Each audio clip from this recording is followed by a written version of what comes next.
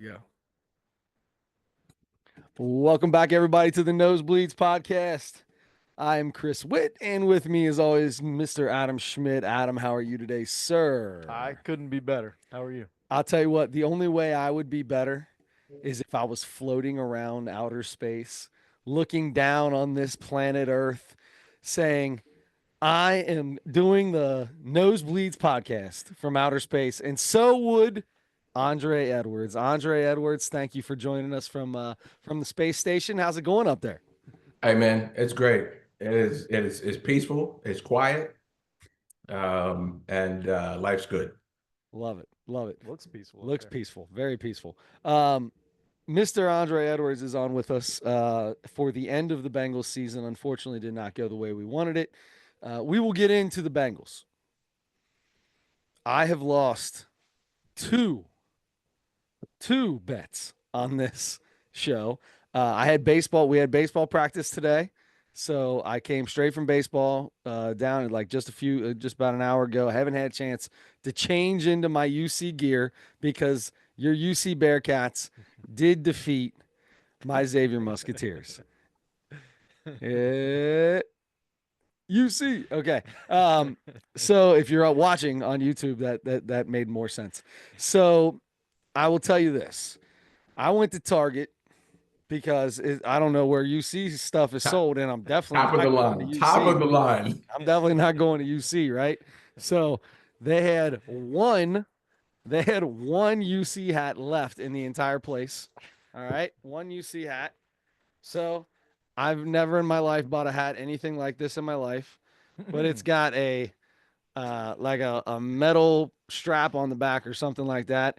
And the bill looks like it's from 1997. That's how we Perfect. wore. That's how we Hey, wore 'em. that's about the last time the Bearcats were any good. So that's You're perfect. right, too. So we'll throw on Yeah. that UC hat. Do you It's know on how there. good you look in red and black, son? You like that? You like that? Oh my goodness. Now, when you go to Target to buy a UC t-shirt, I will tell you this. If it's Bengals season, there's not a lot of options. There was one shirt that they had about 400 of. They had 3 smalls. And You bought all three and sewed them together? 397 mediums. So it was that or a little kid's onesie. I decided to go for the medium. So we're going to rock. We are going to rock for the podcast. It looks Medium so good. Cincy UC Bearcat shirt. Paying my dues. Here's my receipt.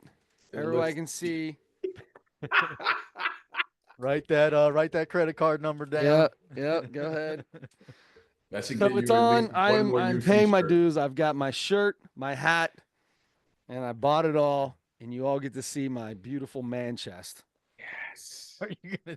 This is why I get on the podcast.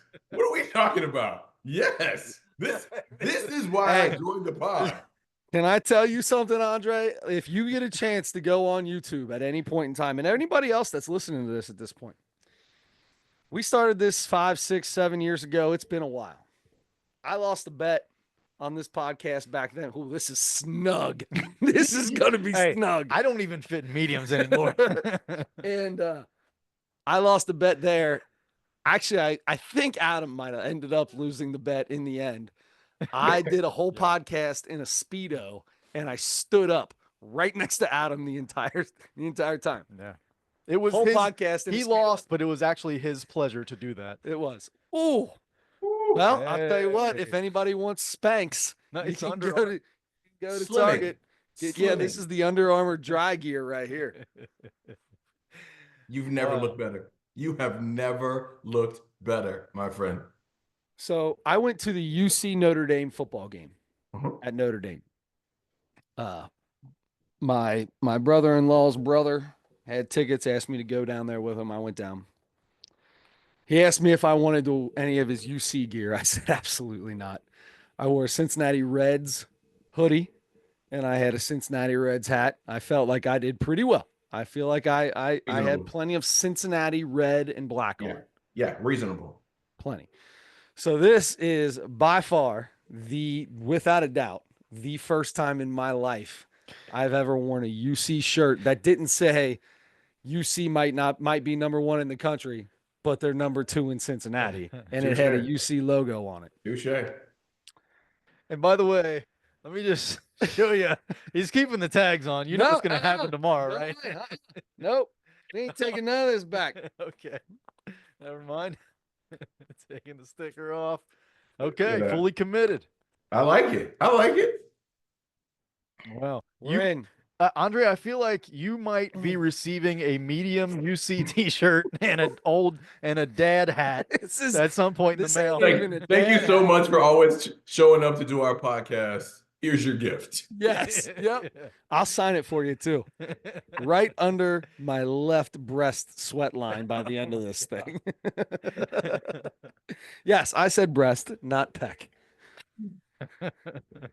Oh, so good. So good. So, Well, this has been fun. Thank you guys for having me on. I appreciate it. Thank you.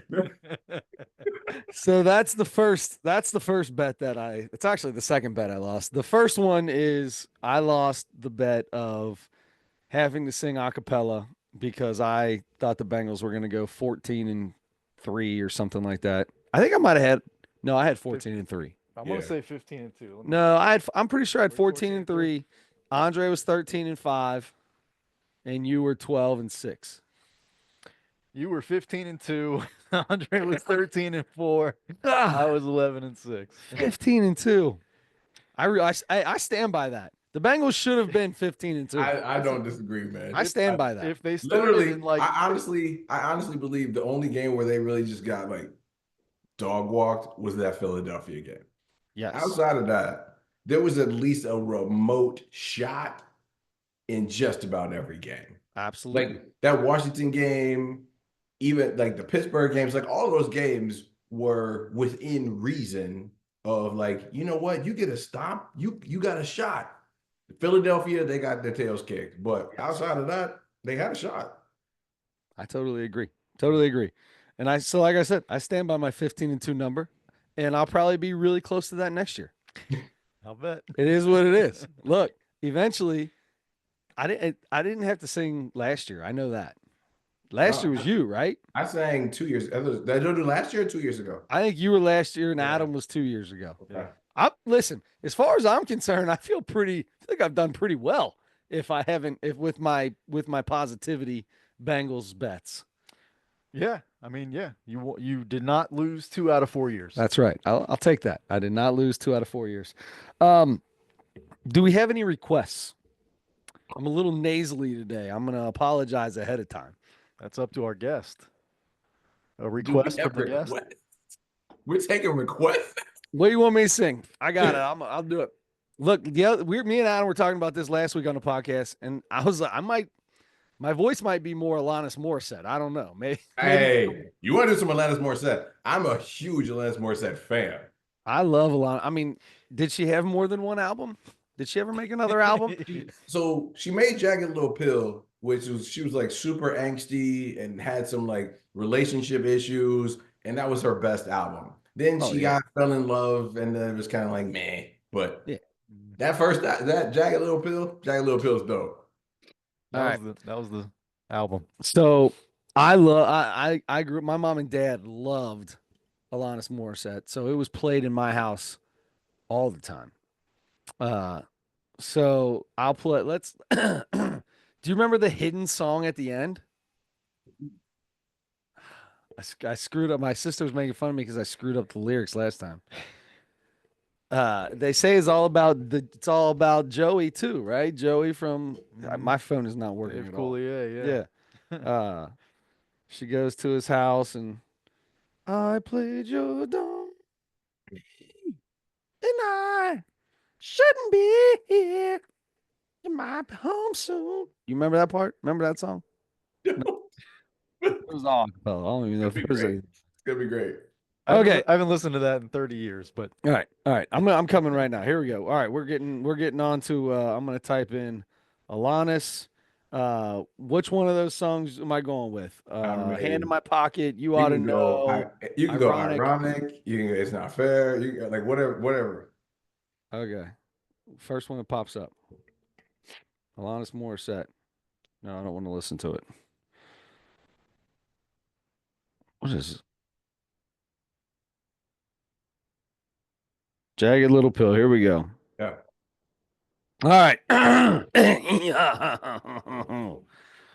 Let's see. Oh, Your House. That's the hidden track. That's the hidden track is Your House. I'm singing Your House. All right. You Knock ever, it out, son. you're gonna remember it once you hear these go. Let me ask you a question. When you sing, where's the noise supposed to come from besides your vocal folds? So your support comes from like down here, like so Diaphragm-ish? chest, lungs, all, like that's where that all comes from. So don't sing with my nose. Correct. Okay. By the way, vocal folds. I feel like that was pretty good. That was pretty good right there, right? I mean, I threw it out there just to see if anybody Most would people hear it or go not. vocal cords. You went vocal folds. Yeah. Well done, sir. I'm just trying to be more. I want to listen. I'm not your average run of the mill karaoke artist over here. I see that. All right, here we go. This is gonna be so bad.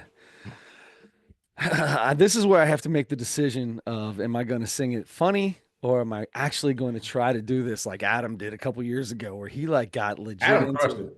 By the way, I could never do that. Thank you. Adam absolutely destroyed it. Yeah. He practiced for a week. He did. Oh, I mean, I had to. Yeah. I wasn't gonna go cold. This is so bad. All right, here we go. This is Your House. This is the hidden track at the end of Jagged Little Pill. I went to your house, walked up the stairs. I opened your door without ringing the bell. I walked down the hall into your room where I could smell you, and I shouldn't be here without permission. I shouldn't be here. Would you forgive me, love, if I danced in your shower? Would you forgive me, love, if I laid in your bed? Would you forgive me, love, if I stay all afternoon? I can't do that stuff. All right, one more. I took off my clothes. I put on your robe. I went through your drawers and I found your cologne. Went down to the den, found your CDs, and I played your Johnny. And I shouldn't stay long. You might be home soon. I shouldn't stay long. Would you forgive me, love, if I danced in your shower? Would you forgive me, love, if I laid in your bed? Would you forgive me, love, if I stay all afternoon? Have you ever heard that? No. Seriously? That was well done, sir. Oh. That's well done, sir. That is well done. Yeah. Look here. All right. As much as you guys fret about having to sing, it starts off as like, this is gonna be terrible. This is gonna be the worst thing I've ever done in my life. It's horrible. I'm probably gonna sing like 3 words. And then the next thing you know, you're like, you know what? I'm gonna go second verse. Let's go. I almost went to the third. I was ready I'm to already go to the here. third. Let's go. I was ready to go to the third. I was ready. Listen, at my mom and dad's house, when me, my mom, and my sister and my dad get out there and the fire's going and a few cocktails have run, but this karaoke, we are all at the top of our lungs singing all these things. My dad's neighbors have got to hate us, or they just record us and laugh. Absolutely. All right, there we go. I've given up. That's I've paid off both of my bets that I have failed again. And You are a man of your word, and I appreciate you for it. look at these things, man. Gee, my knees. Good Lord, have mercy. This is the tightest shirt I have worn in a while. I wonder if I can. There you go. Get a little peck bounce out of me. All right. Adam. Yeah. Can we Please talk? save us. Can we just talk a little bit about the Bengals here and just figure out what we got? What is in the future? What do we got? We need to look forward to something more than me singing and wearing the worst gear ever. I mean, you could have bought Jordan Brand. I could have. You're right. Just I could. saying.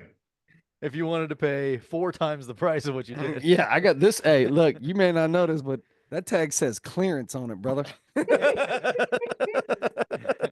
That is a yellow clearance tag, my I friend. am not shocked at all. If it's appropriate.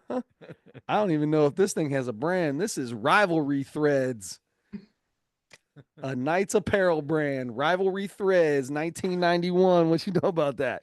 Not a damn thing. Only the best. Only the best.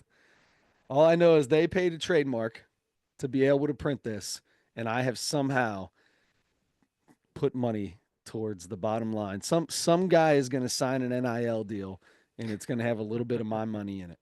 And I hope you get somebody better than Jizzle James. Well, I don't want to talk about it. I don't want to talk about it. I will say this. Positive side of things. Xavier lost that game, and we lost 2 more back-to-back, all one-score games to top 25 teams, and have gone on nothing but an absolute tear ever since. No doubt. I can't quite say the same for your UC Bearcats. Man. BYU was at 27 points they lost by the other night to BYU. So ridiculous. So again, I don't even want to talk about it. It's frustrating to see as much talent as they have, and to see the ineptitude of that team. Like I'm a big Wes Miller fan. Like when he came, I was like, this is a great hire. Young, up and coming, has that just little bit of swagger to him, great energy, obviously a phenomenal recruiter. But since he's been here, I've watched players regress. I've watched the offense look like we just passed the ball around a bunch, and then, oh crap, we got 3 seconds left, throw it up and see if it goes in. I've watched Aziz Bandago get pushed out of the low post about 50 million times because he's, 7 foot, but weighs as much as I do. I've watched Dan Skillings supposedly be the most talented player on the team, but just be the dumbest player on the team at the same time. Like it's super frustrating. It's incredibly frustrating. If I had put money on this team this year, I absolutely knew they were going to the tournament. I'm not even sure they make the NIT at this point. About 3 weeks ago, I was talking to my buddy, and he's a huge UC fan, season ticket holder and everything.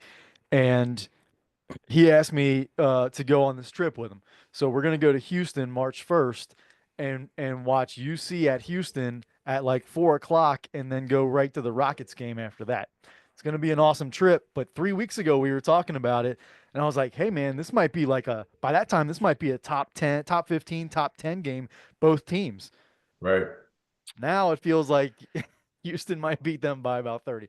But I don't know. They might turn it around. No. There's time. No, I was trying to throw you a bone, but I appreciate it. No. I've watched enough. I'm good. It's tough when you put yourself when you come out and you're like, we're going to be a better offensive team. We're going to be a better offensive team. And your defensive starts lacking a little bit, but it's okay because we're going to be a better offensive team. And then the defense lacks and the offense isn't there. That makes it really tough. Never happened. Yeah. It's frustrating. It's either a lob for a dunk or a 3-point shot that goes in. And those are the 2 pieces of offense that the Bearcats have. I mean, that's how they beat us. And that's it. Like literally that is it. It's lob for a dunk or a 3-point shot that goes in. Otherwise, they're not scoring. If they have to run an offense, you put them in a half court offense, they're not scoring. Yeah. That's rough. So I digress. What about a half court? What about a half field offense for the Cincinnati Bengals? Which half of the field do you want to start on, the offense or the defense? Because is there enough room to pay Trey, Jamar, and T. Let's start with that. Yes. There is enough room to pay everybody. Will they do it? Is another question. I mean, look at the Philadelphia Eagles and how they're constructed and the people that they have. They have 2 number 1 wide receivers that they pay big money to. They've got Jalen Hurts. They've got a defense that there are some rookie salaries in there, but there's also some dudes that they pay really good money to play ball on a defensive side. It can be done, absolutely. Will they do it? That's the question that remains to be seen. When are all these guys up? So Trey is under contract for next year. But I'm pretty sure that if he doesn't get a new deal, he would hold out. Yeah. I mean, he made it pretty clear last year. If they're not going to pay me, just trade me. Right. He doesn't want to leave. He loves it. But if you're not going to pay me, trade me. Yeah. And I think they, moved some money around a little bit and gave him a little bit of extra money last year. But really, he deserves a raise and probably at least a 2-year extension. Mm-hmm. T. Higgins. I go back and forth on T. Like, I love me some T. I think he makes this he changes this offense in a dynamic way. But he also only plays about 60% of the snaps every year. If that. That's a problem for a dude that you're going to pay, $26, $27 million a year. That's an issue. And then obviously, if I'm Jamar, like, people talk about taking hometown discounts and, how do they make these pieces work and whatever. If I'm Jamar, like, you had your shot at locking me up. You decided not to do that. So I just proved that I'm the best wide receiver on the planet. Won the Triple Crown. Pay me. Mm-hmm. Or get out of my face. Yep, absolutely. I totally agree with that. The hometown. I already hate when fans talk about hometown discounts anyway. Anybody ever come to your work and ask you to take a hometown discount at your work? No, you want all the money you can make. That doesn't happen. I hate that. I hate that. Go make as much money as you can. I'm totally fine. It's up to the team to figure out how to make it happen. Exactly. Yeah. Don't. And then if you're the team, don't turn around and make it sound like, well, we tried, but you didn't try hard enough. Trust me. Everybody else is doing it. You can do it. Correct. It's a salary cap league. Correct. It's a salary cap league. It's not like they're the Dodgers and we're the Reds. You know what I mean? It's not baseball where it's 5, the Dodgers, the Mets, there's 4 or 5 teams that have enough money to pay anybody and everybody they want, and then everybody else is basically the farm system for those teams. Yeah. In the NFL, you have enough money, and quite frankly, the Browns have enough money. Browns and the Blackburns have enough money to put whatever guarantees that they need to put in the escrow and do all the things they need to do. They make plenty of money. Mm-hmm. Pay the players, do what you need to do, put the support around Burrow, and let's go win a chip. Yep, I'm with you. I'm 100% with you. So if they sign, say they sign all 3 of those guys, and they figure it out, does that kind of take away the possibility of bringing any free agent that would help them, maybe on the other side of the defensive line or offensive line, whatever they need? Does that kind of eliminate that, where they're kind of they have to concentrate solely on the draft to improve personnel wise?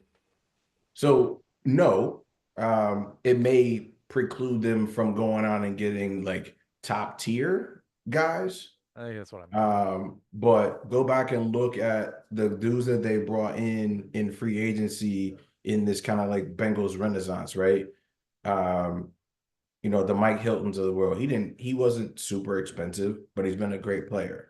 You look at, heck, even Trey Hendrickson, when he first got here, they didn't pay him a ton. He came in as a second tier player, has completely overplayed where he was signed, but he was a second level kind of guy. Your Alex Kappa, before he got hurt, was a dude that was kind of on the ascend, on the rise. Bengals are looking for second contract guys that they feel are up and coming, right?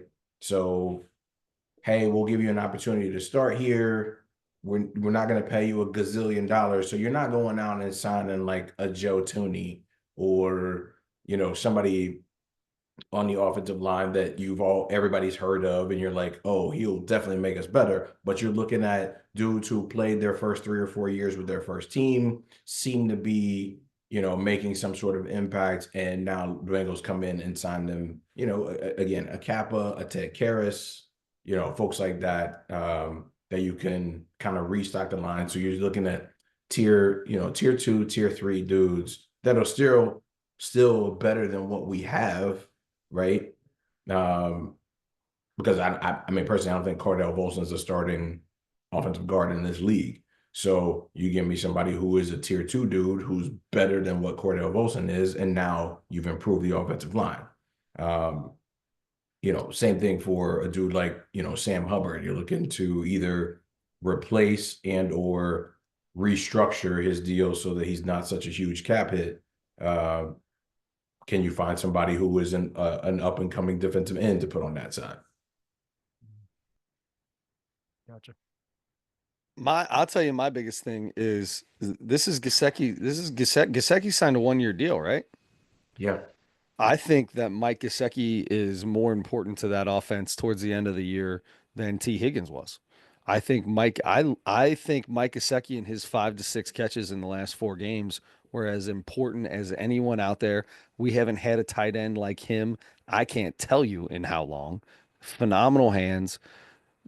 Can block a little bit, but phenomenal hands. He can get in the way. He can get in the way. All right. Well, you got 4 tight ends that they play. They play 4 tight ends, so he can go run out, catch pass, over the middle in traffic, sideline balls, go up and get him in a corner.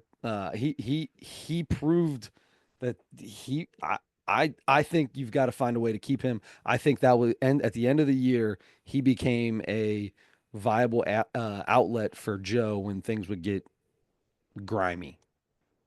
Yeah, I mean, I think they would like to have Gesicki back. I think Joe would like to have Gesicki back. It'll come down to what is Gesicki looking for from a contract perspective, right? Um, the dudes who have been here recently, with the exception of Irv Smith, who is just god awful, have, hey, let me go in and spend a year with Burrow and then go get paid, right? So CJ Uzama, let me spend a year, like he was here before, but he spent that year with Burrow and was like, I'm about to go get paid. And then you look at Hayden Hurst, spent a year with Burrow, I'm about to go get paid. And then Irv Smith was trying to do the same thing. He was just trash and couldn't do it. But same thing now with Mike Gesicki. I spent a year with Burrow. Look what I can do for your offense. I'm trying to go get paid. So if he's trying to go get paid, I don't think the Bengals would be in the market to resign him. So then can Eric All fill that spot? Eric All is done for the 2025 season. Just came out today. Oh, I didn't know. Okay. Wow. So news broke today that he needs like 2. So it's the same knee that he had ACL surgery on the first time. And because of complications from that surgery, he'll need 2 surgeries to kind of repair what was going on. So I don't want to go as far as saying his career is in jeopardy, but his 2025 season is out. That sucks. Jeez. That sucks. I really liked him. I feel like he could have like when he went down and Gesicki was like, hey, you got this vet right here. Give me the daggone ball. And they would not throw him the ball. And he caught every pass that was thrown to him. I think All opened up a dimension to their offense that they didn't have before, right? Yeah. You had Sample, who was your blocking tight end. You had Gesicki, who was your pass catching tight end. And you had to run certain formations in order to be able to have those dudes go do what they do. Eric All did both, and that allowed you to open up your offense. It allowed you to, play 12 personnel and still have an extra pass catcher out on the field and just be able to do things that they haven't been able to do. So quite frankly, they either need to find one in free agency or, find somebody in the draft that can do what Eric Hall did. Okay. So we know what's going on with the offense, basically. The defense was that was the biggest problem, right? General problem. Um, they fired a bunch of people, bunch of coaches. They hired a defensive coordinator and several other coaches. Is that going to be, do you think that's going to make, first of all, tell us what you think about the hires, especially the defensive coordinator. And then is that going to be, how much of a difference is that going to make?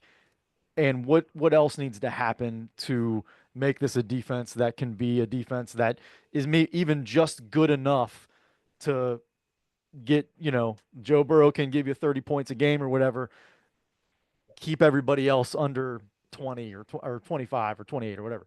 Right, right. So in looking at the hires, you have, Al Golden coming over from Notre Dame as a new defensive coordinator. You've got Jerry Montgomery as the new defensive line coach. He was in New England, but previously I think he spent like 9 years in Green Bay. And then Mike Hodges is the new linebackers coach. He was with the Saints, I wanna say. I think there's a shift in philosophy for the Bengals. If you look back at Lou Anarumo and his staff, they were very much so focused on playing dudes who they were familiar with and veterans who may have been past their expiration date in a nice way to put that, right? Like I love Sam Hubbard. I love what he's meant to the city. I love the memories that he's created for me. Like I was at that Ravens game on the Hubbard yard dash or the fumble in the jungle. Like I was there and it was absolutely amazing and it's something I'll never forget, right? But this year he played and he was a shell of himself. So why is he still getting 72% of his snaps, 72% of the snaps game after game after game when you have a dude like Miles Murphy, who was a first round pick the year before, right? Why are we, even if he's not quite Sam Hubbard or can't do the things that you want Sam Hubbard to do, you got to get that dude time. You got to do like Joseph Osai, who was a third round pick, 3 or 4 years ago, that you have to decide and determine, is this a dude that we want to try and re-sign, right? So why are those dudes not getting the time to develop and time on the field to see, if nothing else, just see what they can do and are they worth the time and energy that we're pouring into them? But Lou very much so stuck to his guns on, these are my guys, these are who I'm going to war with. The Von Bells of the world. I think we were all super excited when Von Bell came back, and then we saw Von Bell play and was like, "Whoa, yeah, step slow." yep. And okay, that's maybe why Carolina was ready to move on from him, at that point. And so the thing that I like about the coaches that they've brought in are the focus is on development. The focus is on identifying what are the basics, getting back to the fundamentals of rallying to the ball, tackling as a team, keeping it simple so that players can play fast.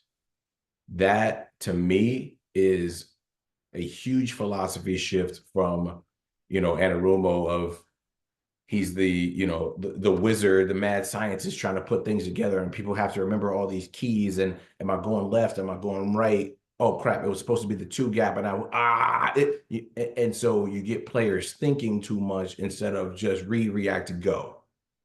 And from the interviews that I've heard with Golden, the interviews that I've heard with Montgomery, it's, hey, we want to make it simple so players can play to the best of their ability, and we get the best out of them because we're playing to their strengths, not just what's my system and you have to learn my system. Let's make this system adapt to what you're good at so that you can play fast and play free. So I'm cautiously optimistic about the changes that have been made. Yet, true, Al Golden has never been a DC on the NFL level, but they ran an NFL system at Notre Dame. Yeah. The defense has done really well at Notre Dame on third downs and in the red zone. For the past couple of years, I think he was I think they had like the number 4 defense in the country this past year. So there are things that I see within that defense that's translatable to the NFL.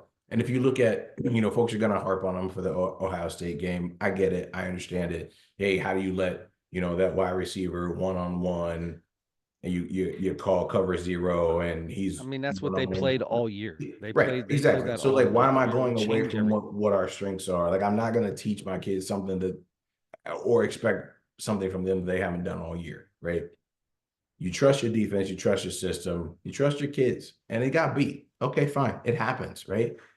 But people want to hold that against them of, oh, so, you're going to have Xavier Worthy just running down the field by himself because you decided zero blitz Patrick Mahomes. Well, if for the entire year it got us to 15 and 2, Yep. and we happen to lose on one play, it is what it is. I wouldn't judge the rest of the season a failure because of this one play, or because of this one game. Things happen. You look at the body of work would say those kids, even though Ohio State was clearly a far superior team athletically, talent-wise, all those things, those kids rallied to the ball every tackle. They never gave up. There was never any sort of, well, they're just better than us, so, oh, well. No, they played hard the entire game, and that's what I'm looking for from a Bengals defense, that players play fast, they rally to the ball, there's effort there from everybody all the time. And quite frankly, the young dudes get an opportunity. I think there's something to be said for, well, Lou's just going to play the old dudes anyway, right? I don't really have a shot. I don't really have a chance. He's just going to play his guys anyway. That's a mentality that kind of seeps into young dudes.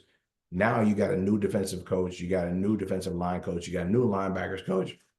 I can show this dude that I'm better than Jermaine Pratt. I can show this dude that I'm better than Sam Hubbard, that I have this opportunity, and we all start on a clean slate, and I have that opportunity to take that, to make that move. I think that can be inspiring to a defense. Yeah, absolutely. I mean, competition always breeds excellence, right? That's like the I think that's how the saying goes. But you want that. I walk out on the baseball field with sixth graders, and nobody has a starting position. Nobody's guaranteed to play there. Every week during practice, we figure out who played the best. Those guys will go out there and give it a go this week. Now, I know football's different. We're not going to say every week it's going to change. My point is it's healthy competition. You should have that. I also can't stand the narrative of you can't use anymore if a guy comes from a big college, like one of the big 15 colleges that are out there. You're not running. They're all pro style offenses and defenses. All of them are. Every Yep. single one. All of the top 20 or 25 probably football teams in the country all run pro style offenses and defenses. There's no triple option wishbone crap being played anywhere except maybe UMass and Dayton. You know what I mean? Army, Yeah, right? Army. Yes, Yeah. Army. Yeah, or Navy. Yeah, those schools. I don't like that whole he's never nobody listen. You're doing it with high level kids down there, and you're getting the same high level type players here. You can coach them the same way. I kind of like it. I like the guy. Yeah, I would agree. I think there's some of the things that I've heard them talk about is not just developing the new dudes, but also adding to the toolbox of the veterans, right? Mm-hmm. So yes, you've made it. Yes, you've reached the highest level and you have this starting job, but how can we refine it? How can we make it better? How can we continue to add to uh, your package so that when people watch table view, holy crap, I didn't know he had that move too. Oh shoot, you know what I mean? So continuing to develop, continuing to bring players along, continuing to get the best out of the players. I love me some Lou Anarumo.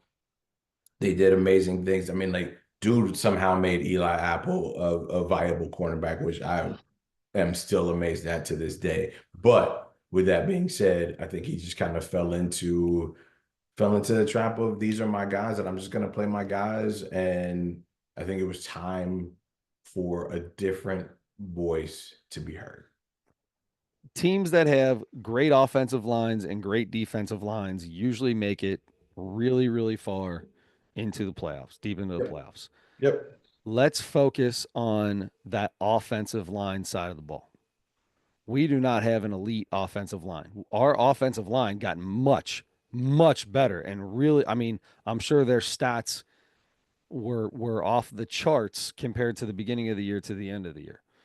Because they looked better at the end of the year. Where's the move on the offensive line? So Is there a move on the I offensive think line? there's two. Your guard play was horrendous. I think out of 60, this is like 63, 62, 63, 64, whatever qualifying guards on the season, the Bengals had the lowest two ranked guards in Cordell Wilson and Alex Captain. Like they're terrible. just Wow. terrible. They are terrible. Wow. Like Ted Karras played very well.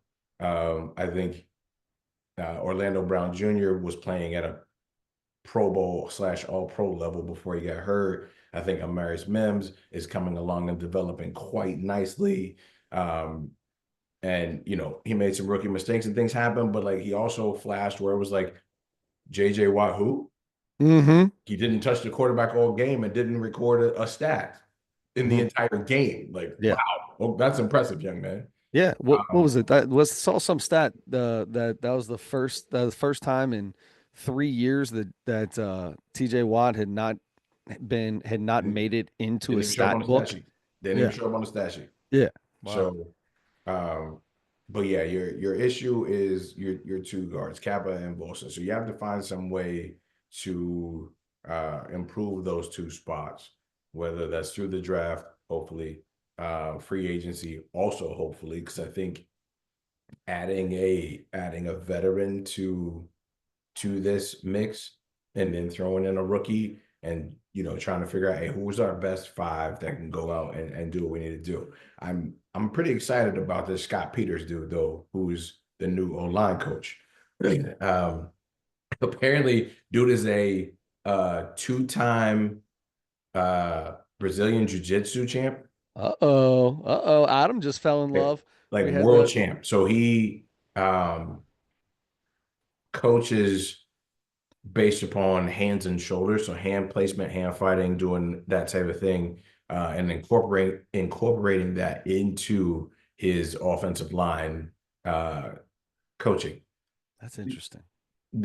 He also is very big on kind of going back to what I said with the defensive guys, very big on fundamentals. So teaching concepts, teaching techniques, getting you set with your fundamentals so that you're doing everything right. I think with the previous O-line coach, Pollock wasn't a developer of offensive linemen. He would be somebody who can come in, take the pieces, help them gel, get them to play well together as a unit. But when it came to development, that wasn't his strong suit. This dude, Peters, is known as a guy who is huge into development and taking those pieces. And so when you look at it, all right, if you're going to have Burrow making big money, Chase making big money, potentially T, potentially Trey, if you want to re-sign Gesicki, you got to cut costs somewhere, right? And can you do that on an offensive line where you have a third and a fourth round draft pick playing your guard position? You can, if you have the right coach who can develop and make sure those guys get to where they need to be. And I think that's why they went after this guy. He spent 4 years under Callahan. So Brian Callahan's dad, who pretty much universally is known as the best offensive line coach in the game right now. He is trained with McNally, the former Bengals offensive line coach from back in the day, who's known as this offensive line guru. So like he has the background, he has the fundamentals piece down. Now let's see if we can get it to translate into what we're trying to do here in Cincinnati. Whew. That's a lot of let's see if it can happen. Let's see if it can translate. Let's see. That's a whole lot of that. But I mean, doesn't sound like there's any reason it shouldn't. I mean, if I mean, look, anytime you change coaches, there's going to be some let's see to it because it's not proven here in this system, right? But they changed 4 coaches. But what you say? And they changed 4 of them. Yeah. So I mean, like, there's gonna be some. Well, let's see what happens. But I think it's the same as hiring folks to do a job. You look at a bunch of resumes, you do a bunch of interviews, and you go, I feel pretty good about this person and this fit. You might be wrong. That person might be terrible. It is what it is. But you've done your due diligence. You've done the interviews. You've done the background checks. You've vetted these people through other folks that you know. I'm willing to take a shot on that and see why. I know what the results are from what we currently had, right? Before those dudes got here. I wasn't happy with it. So it's time to make a change. Yep. I agree. Yeah. Okay. So then in the draft, what's your first 3 picks? What are you taking? Obviously, it depends on who, but positions, of course.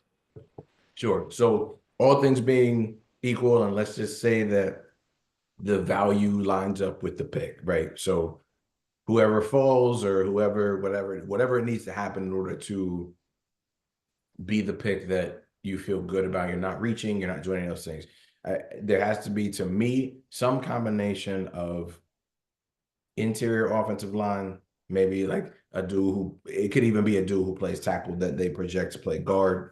But like interior offensive line, interior defensive line, and probably a safety, I think are your biggest holes.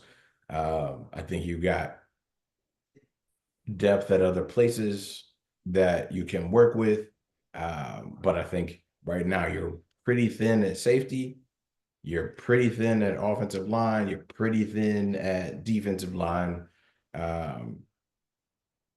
You're good at wide receiver, depending on what you do with T. Running back is okay, but I'm probably not taking one of those until like the 6th round or maybe a college free agent. Obviously, you're great at quarterback. I think you're pretty decent at corner, quite frankly. If you wanted to take one, that's fine. But I protect Burrow. Go get the other quarterback. You do those things, I think you go a long way. I like it. Yeah, I totally agree. Totally agree. I'll tell you what, I'm feeling slimmer since I've put this on. I feel like it fits now. I have a somewhat related question for both of you guys. Okay.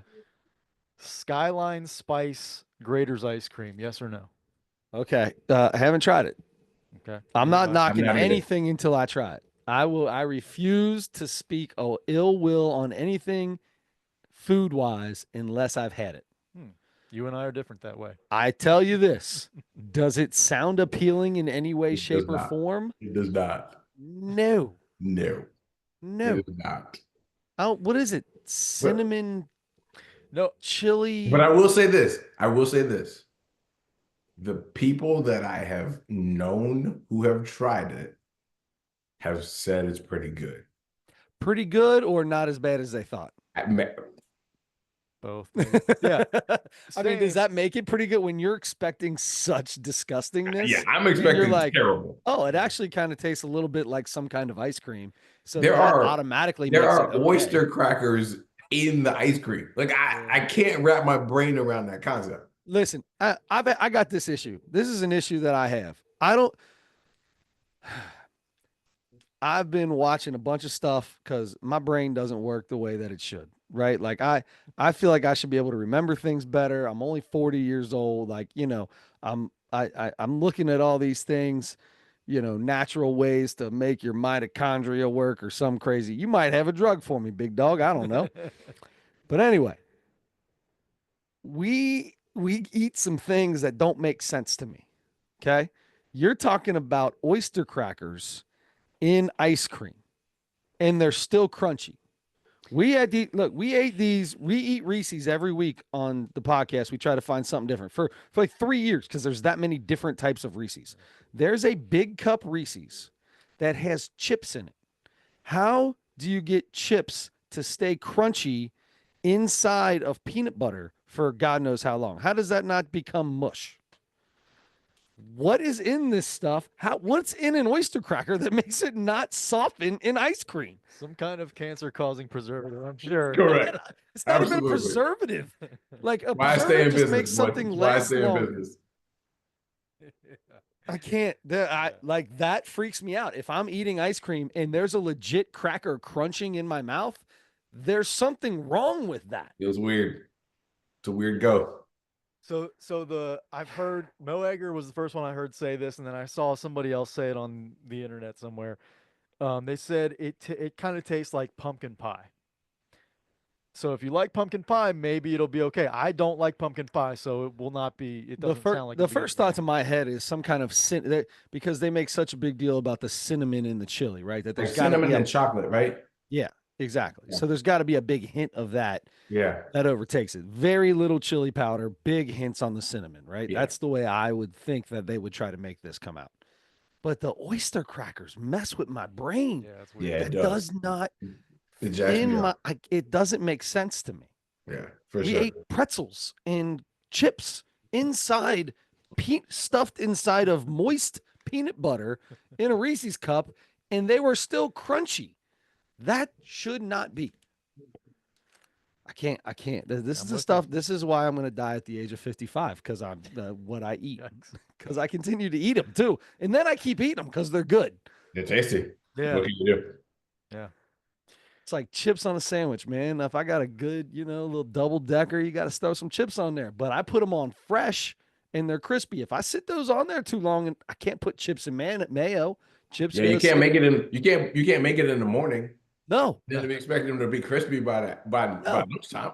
You know how long ago this thing was probably made? This Reese's cup was made about a year and a half ago, if we're lucky. It's ridiculous. All right, I'm sorry. That's I can't when food works the way it's not supposed to work. I feel like I probably should not be eating it. Yeah. And maybe that's why I don't fit inside of a medium shirt. The entire time we've been on this podcast, if I had a thong on, you would see my whale tail in the back because the shirt keeps riding up my back. Lucky for you guys, I didn't wear my man thong today. That's true. Lucky for me. That's for another podcast. That's next year's punishment for losing the. Yikes. Okay. Before we let Andre go, we want to talk about our Mount Rushmore this week. Andre, are you in for that? Okay. I am. Mount Rushmore of Bengals kickers. All right, as the guest, Andre, let's hear what you got because I got a feeling that we all got almost the exact same list of crew here. So I did throw a small curveball in there though. Okay. So one, I assume by kickers we were talking about like place kickers, like field goal kickers, whatnot. So I didn't throw any punters in there. Although with your UC gear on, shout out to Kevin Huber. I was trying to figure out his name last week. Shout out to Kevin Huber. But I think I'm pretty much sure universally you got to start with Jim Breach. Like he is just he's just that dude. When you're, 3 apples high and kick as many field goals as you kick, you got to put Jim Breach on the list. You're telling me that you put Jim Breach over Fat Randy Bullock?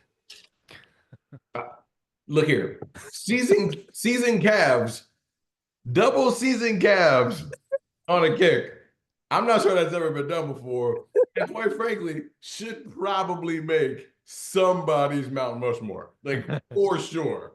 Yeah, but no, I did not. I went with Jim Breach first. Okay. I think obviously Evan McPherson.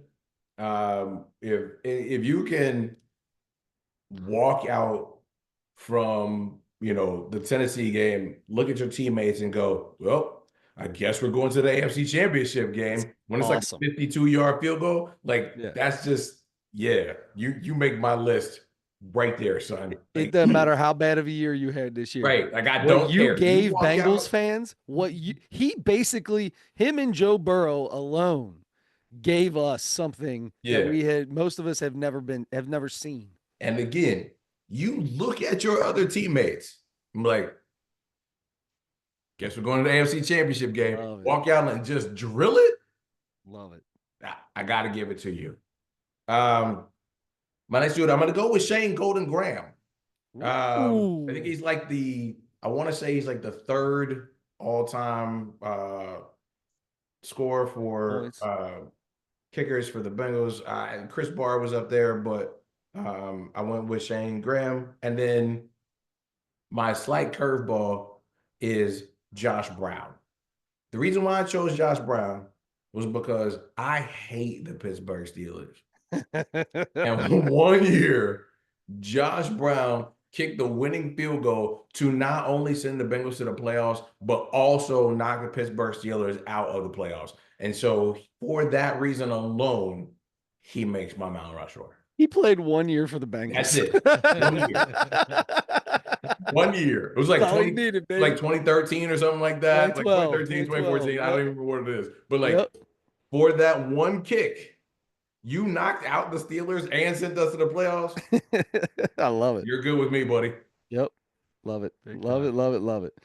I'm just surprised. I thought we would all have the same Neil Rackers, Mike Nugent, Randy Bullock, Horst Mollman, to be honest. I thought that everybody would have that.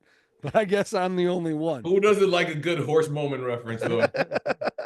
Hey, pretty cool. So I was talking to my dad right before I came over here. His dad, my grandfather, knew Horst Mollman. Really? Yeah.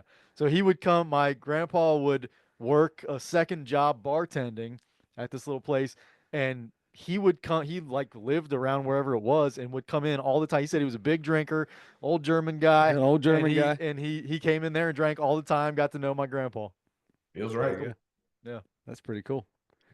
1969, 1974 for him. All right. Anyway, let's get for real. Go ahead, Adam. Who's yours? All right, definitely Jim Breach starts mine too. Right. Childhood. I mean, it was was the kicker on the first Super Bowl team that I saw in my life. Yeah. In the 88, 89 Super Bowl. Also the leader in the franchise leader in field goals made and extra points made. Yep. Shane Graham. I'm going Shane Graham there too. Second in field goals made and extra points made and first in Shane Graham was first in percentage for field goals and extra points. Dude he was unbelievable for probably 4 years. He was good. I mean, he was here for probably 6 or 7, but he was really good for about 4. Yep. Agreed. I'm throwing Mike Nugent on there. Mike Nugent, just because this was really kind of all numbers driven, but he was third in franchise-wise in field goals made, and extra points made, and percentages and all that. And then Doug Pelfrey. Doug Pelfrey, the man who took over for a while after Jim Breach was finished here. And he was way up there. He was second in extra point percentage and fourth in field goals made and extra points made. So kind of just the top 4 guys, those couple of statistics. Yeah, the top 4 statistical kickers in Bengals history is exactly who you just took. That's right. And I got which is totally fine. Number 5, I'd probably throw Evan McPherson on there. He does have, like, by a lot, the most 50-plus yard field goals of anybody in franchise history. Evan McPherson's on there for me. Like I said, yes, that's huge. But for me, it's the run. Right? Yeah. His rookie year. It's that run puts him on there alone. He won 3 games for us in the playoffs. I mean, that's not 3, sorry, 2 games in the playoffs and then the regular season game to get to the playoffs. That alone makes him on mine. Jim Breach has to be on it. I love Jim Breach. Got to have Jim Breach on there. You got to have old Doug Pelfrey. I feel like Pelf's got to be on there. And man, I'll tell you, I don't know where to go from there because I didn't like Mike Nugent. Shane Graham was Shane Graham, right? Like he was here and it always seemed like he made a kick whenever it was easy and whenever you needed a kick, it felt like that might be the one he was going to miss. Um, and then you got Fat Randy. Me and my buddies talk about Fat Randy all the time. Randy Bullock. Statistically, kind of up there, fifth or sixth or something like that. Like, yeah. Statistically, he was kind of up there because he played for Marvin Lewis. And Marvin Lewis was like, if it's a go less than 42 yards, we'll take it. Kick, take the points, kick it. There you go. Neil Rackers. Neil Rackers was maybe one of the biggest disappointments of absolutely. like a draft pick as a kicker ever. Like dude came in with like giant ego, like could kick the ball a mile and was terrible. Yep. Yes, he was. Funny thing here. So I'm looking at this one of these ranking websites, you know, they got something for everything. I got Doug Pelfrey on here. And it's got career accomplishments. Was this a thing in 1999? Nobody else has career accomplishments on any of their things. Nope, none of these people do. I'm looking at every single person here. Was a groomsman at and Carson it says, Palmer's wedding. Oh, no, okay. Shane Graham's got Pro Bowl 2005, first team All-Pro 2005. So they do have something that sounds like an actual career accomplishment. Under Doug Pelfrey, it says, Whizzer, in quotes, White NFL Man of the Year Award, 1999. That's what it says right there. Am I wrong? You can't see it. I can't see you can't read it. I mean, these guys are going. You need to zoom in for it. Here, let's zoom in. Okay, is that better? White NFL. Hold on. What's before that? Whizzer White. It must be a. Is that the name of a publication? Like a person that they named the Man of the Year this award after, maybe. Oh, you think that's well? Then why is his nickname? Why wouldn't they put his first name before it? I don't know. Maybe he just went by. I don't know. It doesn't make any sense. It says quotes Whizzer. I mean, White NFL Man of the Year award. Listen, there could be an award for the best white NFL player. I don't know. And it would go to a kicker.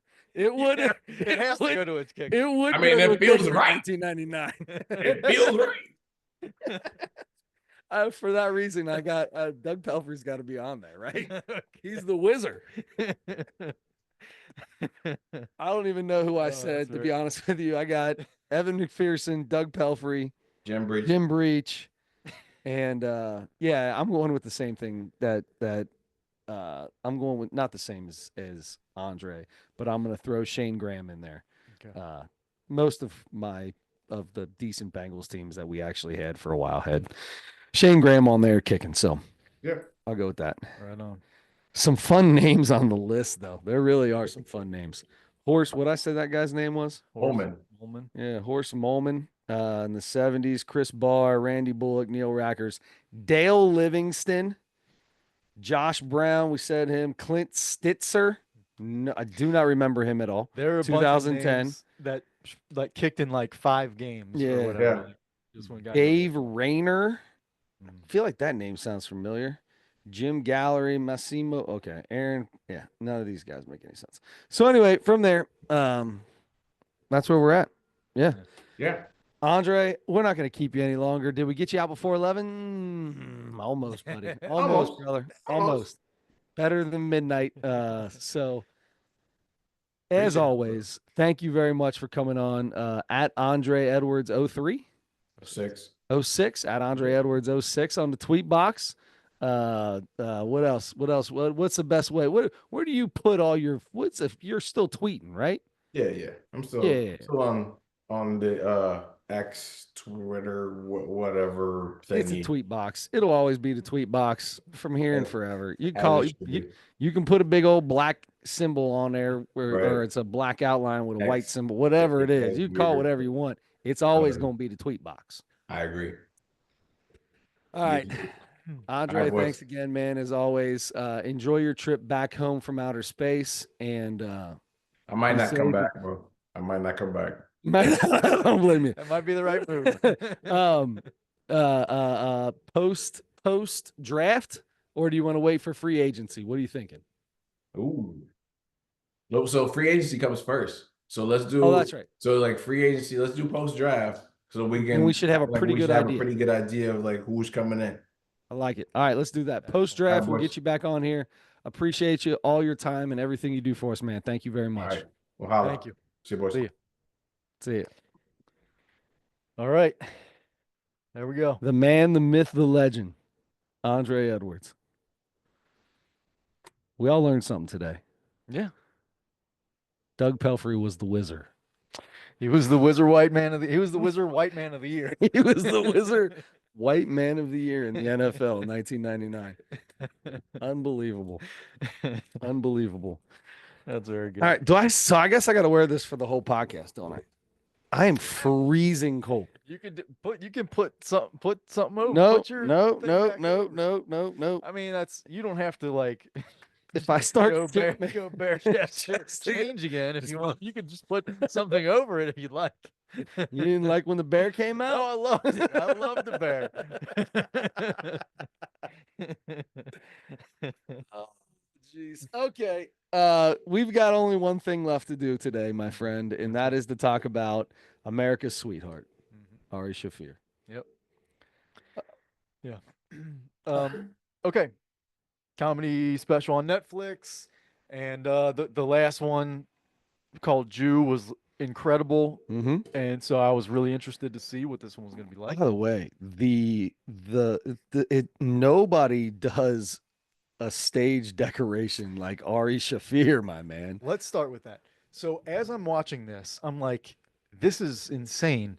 And the only thing I could think about was this had to cost him a ton of money. That's what I thought too. Yeah. I tried to look it up on the internet, see if I could find out how much. I couldn't find it there. And then right before I came here, I was watching another comedy podcast with two of his friends, and one of them told on their podcast, said how much it cost him.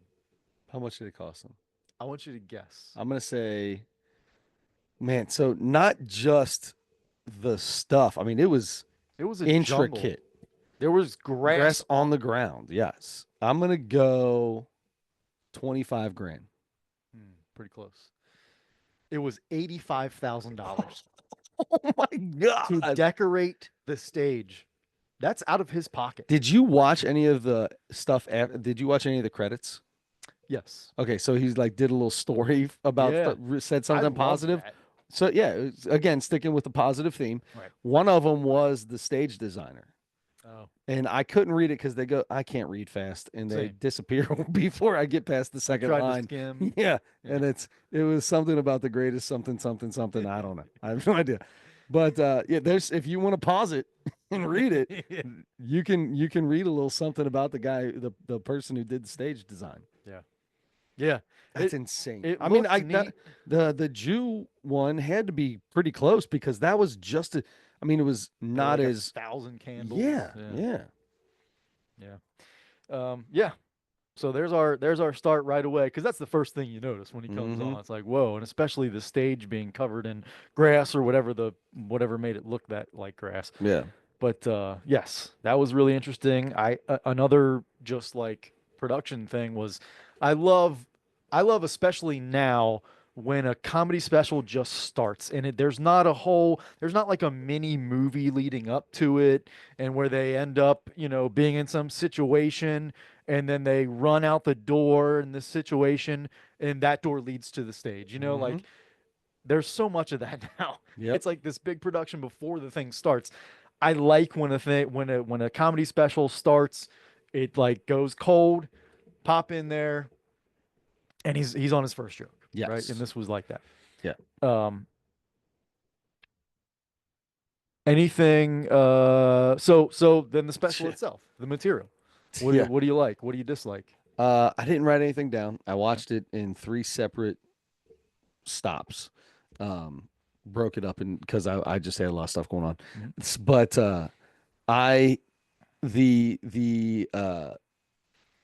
when he, and it wasn't even really part of the joke, he was just kind of talking about working at a special needs camp. And he says, and he's talking about the R word and the F word and all these different words, and bringing them back and all this, which everybody's got their own things on. I was the part that I laughed the hardest at. Well, I don't even think was a joke. I don't even think it was a joke. I think he just said it. He says, in all honesty, Down syndrome people are just the greatest people in the entire world. We know that. Paul's in our lives. He's the like their light, their life comes out. They're just positive, so great. He's never in a bad mood. And he's like, well, sometimes they're in a bad mood, and that's somebody's getting bit. And I started cracking up. I'm like, man, and then he did the thing where he was acting like he was a pissed off Down syndrome guy, and I was like, I ain't gonna lie to you, been around a lot of them, a long time. Yeah, yeah, they are the happiest, most joyful people in the entire world. But good God, if you get one mad, when Paul Witt was mad, my friend, woo, Paul Witt Cuss wouldn't. you out, boy. Oh, under his breath, you were every cuss word he could say. I get it. I get it. I thought that was good. But no, I thought he was, dude, I thought this was really good. I thought he does a great job of, it's some of it was the same old stuff, hey, I'm just joking. I'm a comic, we're, whatever. He's right though. Comedy is as big now as it's probably bigger now than it's ever been as long as we've been alive. Yeah. It's huge. Comedy's everywhere. And they're doing fantastic. Comedians are doing great. So you don't have to just get seen and get a sitcom. That's not the only way to make it as a comedian anymore. Right. You can make it just doing stand up. Mm-hmm. Like that's insane. But yeah, I thought he had a lot of stuff that really killed. I thought he did a great job. I laughed. I probably only got an A instead of an A plus because I noticed that moment when he switched from saying Down syndrome to I did too, thought that was really good. And that was awesome that he brought it up because he's like, he understands it. He waited like 15 minutes He did afterwards. too. He did too. It was so good. It was I'm trying to pick out different jokes and things, but honestly, I thought it was awesome. I thought he did a great job. There were definitely times where he got a little where he said some things that were a little outlandish, not outlandish, but crossing the line, toeing the line, whatever you want to call it, and you could hear it in the crowd like some of his jokes didn't hit the way I think he wanted them to hit. Yeah. And meanwhile, I'm cracking up laughing. He does that. Mhm. He's been in trouble quite a few times in the public or whatever for some pretty crazy stuff. But the way he was taking positivity out of everything, like the school shootings, he's like, hey, when you make it to work 20 minutes early because there's no drop off line, that's a positive thing, right? You could cry when you get to work 20 minutes early or grieve or whatever he said. Yeah. Different things. Yeah. I thought that was, I thought it was all really good. Yep. Yep. I like the stuff that he did with gymnastics. Oh, God. Some of that stuff was really funny. Hilarious. The Hilarious. When he said they screw up, he watches it from the screw up when they do screw up, and they're like, no, you're not done. You gotta do the hands. That was good. He talked about a couple things that reminded me of specific things in my life too. Like he talked about the man spreading thing where when guys sit there with their legs open, and I'm like, I am the victim of that so many times at sporting events. Like I'll go to a Pacers game and if there's a guy that sits down next to me, I'm gonna end up sitting like this the whole game with my legs completely together because that guy There's some dudes gonna, just like this. Yeah. I was in an airplane. I told you about the time I was on an airplane and this big dude, and he had his knee clearly over the dividing line of the seats the entire time. Clearly. Yes. Yes. He and then Ari talked about stealing, how he got into stealing because people are watching people of color and when The they're in white store. privilege stuff he did was awesome. Yeah, so that was so good. He realized they're not watching him, so he started stealing. He said, I hope you guys get white privilege someday. That'd be great. You guys would love it, I promise. He's like, soon it'll be in Walgreens. It'll be impromptu. All of a sudden, 3 black guys come in. Who? Can't see me. You can tell him you're stealing. Just start putting stuff in. He talked about the self-checkout thing too, Yes. and that reminded me. So just yesterday, I'm at Kroger, and I always do the self-checkout, and so I'm doing the self-checkout, and at one point it stopped, and it wouldn't let me. It said need assistance. Mm-hmm. So the guy comes over and he types something in, and then it brings up a video, Video of of you. me Yep. scanning the last couple things, and it Yeah. said, "Are all the items scanned?" I'm like,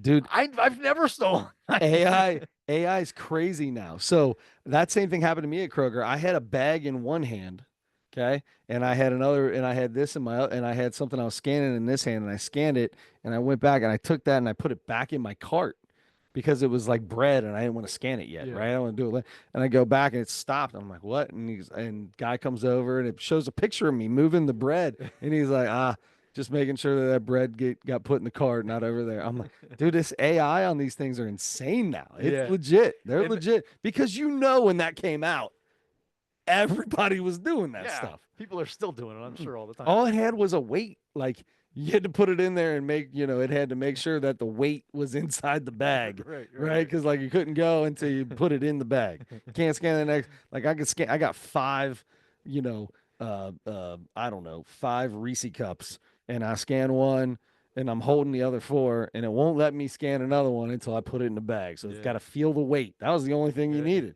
You press my finger down on that thing a little bit. That's about a Reese cup. Bring a few quarters from home and toss a quarter in there each time you scan. So yes, so that reminded me of that. What else did I when he talked a little bit about Dave Chappelle, and he started tapping the mic on everything. That was so good. He That goes, was kind of funny. everybody's getting upset with Dave Chappelle, and it's not even for doing the exact same jokes on 3 straight specials. That was so good. And then slow taps on the mic. He tapped it on the table, then he tapped it on his own knee twice, and then the mic stand. Oh my God. Yeah, that was good. I feel like there were some people there that had no idea what was going on. Oh, probably, yeah. It It might have been definitely people felt like it went over some people's heads because I didn't hear a reaction out of the crowd. I was cracking up. I was cracking up. Some of the stuff he talked about, that the trans lady that was like the swimmer, and that was, he said, when people get all upset, I say about well, they're breaking records, and I go, what's the old record? Care now. When he said swimming so dumb anyway. Yeah. Like, hey, you swim fast? Like, yeah. Can you swim fast dumb? Yeah. Do it dumb. He goes, what do you mean? I swim fast like this? No, not the normal, really fast way. The way it looks like you're drowning. That's really good. That's That was really funny. good. He said college swimming isn't even a real thing. I watch ESPN 24 hours a day. It's never been on there. He said they have the cornhole championship on there, and they don't have college swimming. Yeah, that was Oh. very good. Yep. I liked the whole theme, and it's funny because he's been on a ton of podcasts, of course, and I listen to all the comedy podcasts, and he is like, genuinely, he seems like he's like transitioning into like a different period of his life where he is trying to be more positive. This He's dude still is a nutcase, but this dude's brain works different. yeah. Yeah. Yep. So he'll still go in to a podcast studio where his friends are doing a podcast, and he'll pull his pants down and put whatever he has under his pants on a person or on a desk or something. Like, he does that kind of stuff all the time, and it's disgusting. But he also is like, the most well-traveled man in the world. He has like all this knowledge of different things. Incredibly smart. Yeah, and yeah, and then now he's working on his positivity, and he's doing that find the positive and everything. And then that, like we said already, but the stuff like writing a whole little thing about the first like 8 people that came up on the credits, and that was really cool. I liked that. It made me feel like It made it Positive. feel even better. Yeah, it made me feel positive. It made it feel even better. Like he's not, because he used to not really have that part of it. It was just like he was trying to be crazy, or he just was, or whatever. So he would do all these crazy things and make fun of Kobe dying like the day after, and like all that kind of stuff. And it was like, I don't really like that. And he dosed Bert Kreischer a few years ago, and he's done it to a couple other Dosed? people. Gave them roofies, basically, like drugged them because they're his friends and he thinks it's funny. Okay. So anyway, yeah, I for a while there, because he was doing stuff like that, I'm like, this dude, he's got to go. And then I saw his last special. I was like, oh, wait a minute, he's really funny. He is. And then now he's actually like, seems like he's becoming a better person, and Well, he's just being more positive. He's just Nobody being more said he's being a positive. better That's person. very He's just true. being more You're positive. 100% right about that. But anyway, I like the special a lot. What'd you think as far as a rating? I think I'll go 4.2. Hey, nice. I think I'll go 4.2. Very nice. Of course, that's going to make me second guess mine, but I did have a 3.9. What's like the same thing? 3.9. It's very Yeah, close. It very was very close. close. I was like, do I To go be to honest, I 4 was or at not? like 3.8, and we just started laughing really hard at a bunch of stuff, and I was like, screw that. I'm going 4.2. That was really good, So actually. we're pretty much on the same page there, because I could be at a 4. But okay, good for you. Good for Ari Shaffir. We've got a comedy special and a Mount Rushmore for next week. Yep. Of course. And here's where we both realize which one we have. I have the comedy special, and I was excited because right after I got done watching my friend Ari Shaffir, well, do you hang out with does he hang out with you and Sam? Once in a while he will pop in, like when we're both at the cellar. Yeah. He'll pop in and do a spot or whatever. But yeah, so I've been around him a little bit, but not much. So we're gonna go from one Jew to another Jew, or a former Jew to another Jew. Sam Morril has another special out. Nah. This woman is one of the dirtiest, weirdest, talk about the craziest stuff you've ever heard kind of person. We're gonna go, and I didn't even know she had a new one. And underneath like the type of comedy, it says comedy, stand up, irreverent and raunchy. Raunchy, yeah. So just a heads up, Liza Traeger is coming out, Night Owl. I think that's how you say her name. Yeah. I think Liza Traeger. And when you want to talk about raunchy, this woman is raunchy. The things that she's done when she went to Israel for her Jew retreat or whatever were not what the monks or rabbis thought they were doing. I can tell you that.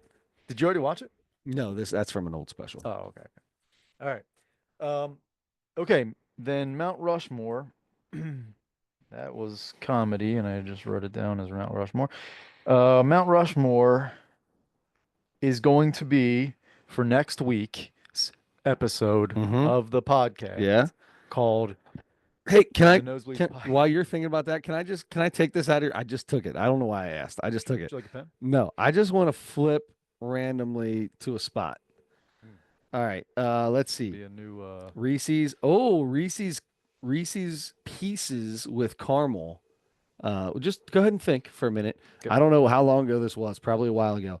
9.5 from you. 8.7 from me. Reese's Pieces with caramel. I vaguely remember those. Mount Rushmore of exercises. In case you might need a little help. That's the Mount Rushmore of exercises right there. We also have this was the Mount Rushmore of TV theme songs. That was a good one. That was a good one. And then our next one after that was the Mount Rushmore of doctors. Yes, that's a good one too. Very good one. Shout out Dr. Kabul. Child's Pose made it. You were all your exercises were all yoga poses. Okay. Yeah. Trump is 6'3", 215. I don't know why that's even written on there. Because it's hilarious. Trump equals world-class athlete. Who is comedy? Joe List. Joe List. Oh no, that's for next week. This comedy was what was this comedy? Blake 182. Oh, Blake Hammond. Blake Hammond. Okay, Blake Hammond. Yeah. Nice.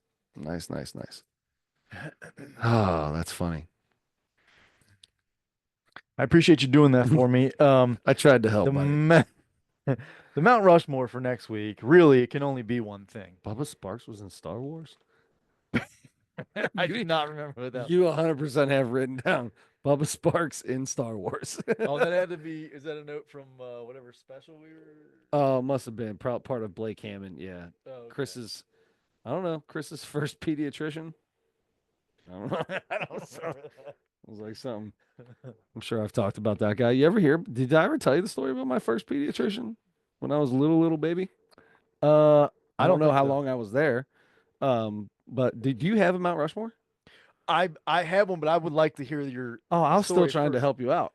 Well, But my no, mom took me. oh, yeah, I My don't- mom need took any- took me out of the pediatrician because she felt he was a little not appropriate with a A little too child. handsy. Apparently, old boy was Whoa. doing something she wasn't thrilled with back in 1986. Maybe. Hey, you got to be doing something back in 1980s, bro. Yeah. Everything was allowed then. Yeah. Oh, he still was a pediatrician. Nothing happened. Mom just pulled me out and was like, "You're going to Dr. McCarran, man. Dr. McCarran take care of you." Dr. McCarran, that sounds familiar. That's the guy who ordered a cortisone shot for my shoulder, and then when I went to go get it, the doctor that was there, because he wasn't at the time, said, "If I do this, this is going to possibly make your shoulder fall out of slip out of socket if you're playing softball." And I was like, "Huh, probably shouldn't do this. Thanks, Dr. McCarran." Wow. Yeah. Anyway. Okay. Well, that brings me to our Mount Rushmore for next week. And the Mount Rushmore for next week, I've got it in my head, and it's really interesting. It's a really interesting Mount Rushmore. Yeah. And it's the Mount Rushmore, like the top four, Yeah. your choice. Yeah. Of what's that? Is it up to me? No, just like, well, yes, like the Like, Mount I Rushmore, get to whatever choose your what top my Mount four- Rushmore is, or is it the Mount Rushmore of all time? It's your Okay. top four Okay. in this category. All And the category is, uncured turkey bacon. it was going to be that first, and then I thought of something else, Okay. and that is because we've already done meats. So I was thinking, maybe we already Is talked turkey about bacon really a meat? that. I don't know what it is. We can do the Mount Rushmore of fake meats. I feel like turkey bacon and turkey sausage should be fake meats. Is it? Even though it's turkey, It's turkey. it should still be fake meat Well, because it's not sausage and it's not bacon. yeah. That It's comes a little better for you. that comes from pig. Yeah. Yeah. Dirty rotten scoundrels. What do we got, Ad? We got the Mount Rushmore of dirty rotten scoundrels. Hold on. Let's not do that one. Should we do slime belly gutter snipes? Oh God. Yeah, we should. You know what? We're doing the Mount. I don't. That's yours. That can be yours. That can be yours. You thought of it. No. What? Okay, let's do it. The Mount Rushmore of slime belly gutter snipes. This is just for people who don't. That is one of my favorite sayings of all time. God bless your father. Look at all the rolls. You can see every roll of fat in my body from this. It's t-shirt. It's creases. Skims. I'm wearing Skims right now. Oh, one of the best. One of the best. It's continuing to roll up. I can feel air on my back because it rolls up my back. We're doing Mount Rushmore of slime belly gutter snipes. This is for people who don't know. These are people you just do not like. These are just bad people or people you don't like. They're basically dirty, rotten scoundrels. They're basically dirty, rotten scoundrels. But the better and funnier term for that is slime belly gutter snipes.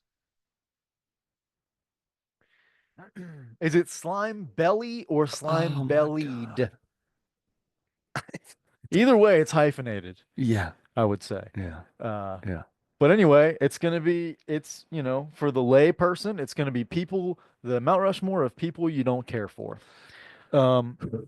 Okay. We probably won't make it like personal thing, it'd probably be like national figures. Sure, I would say. I guess.